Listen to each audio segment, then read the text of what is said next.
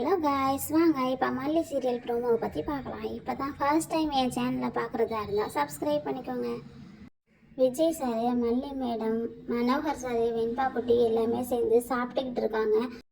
நாளைக்கு போய் ஒரு லாயரை பார்த்து பேசிட்டு வரணும் அப்படின்னு மல்லி மேடம் சொல்கிறாங்க. அதுக்கு மனோகர் சார் கேட்குறாங்க, எதுக்குமா இப்போ வக்கீலை பார்த்து பேசணும்னு சொல்கிற அப்படின்னு சொல்லி கேட்குறாங்க.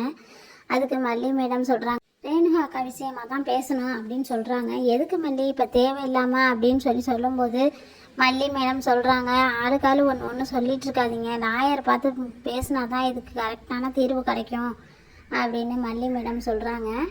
அதுக்கப்புறம் மனோகர் சார், இது இப்படியே விட்டா சரியாக வராது, நம்மளே ஏதாவது ஒரு முடிவு எடுப்போம் அப்படின்னு சொல்லிட்டு மனோகர் சார் என்ன செய்கிறாங்க, ரேணுகாவுக்கு கையில் ஒரு தழும்பு இருந்திருக்கும்ல, அதை போய் செக் பண்ணி பார்த்துட்டு வருவோம்னு சொல்லிட்டு போகிறாங்க.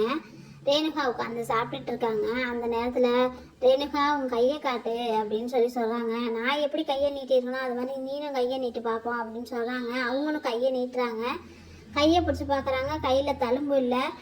ரேணுகா மேடம் சொல்கிறாங்க, என்ன கையை நீட்டுன்னு சொல்லிட்டு என் கையை பிடிச்சி இழுக்கிறியா அப்படின்னு சொல்லிட்டு இருக்காங்க. அதுக்கு மனோகர் சார் யோசிக்கிறாங்க, இந்த கையில் தானே தழும்பு இருந்துச்சு, இப்போ எங்கே போச்சு அப்படின்னு சொல்லிட்டு யோசிச்சிட்டே நிற்கும்போது ரேணுகா மேடம் அங்கேருந்து போய் ஒரு கத்தி எடுத்துகிட்டு வந்து மனோகர் சார் முதுகில் கிழிச்சு விட்டுறாங்க. நீ தானே தழும்பு கேட்ட, இந்த தழும்பு போதுமா, நீ கூட கையில் தழும்பு போடுவா அப்படின்னு சொல்லிட்டு மறுபடியும் கிழிக்கிறதுக்கு யோசிக்கிறாங்க.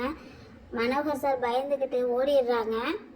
அதுக்கப்புறம் ரேணுகா மேடம் விஜய் ரூமுக்கு போய் விஜய், வெண்பா, மல்லி 3 பேரும் சேர்ந்து நிற்கிற ஃபோட்டோவை பார்த்துட்டு அதை எடுத்து கையில் பார்க்குறாங்க.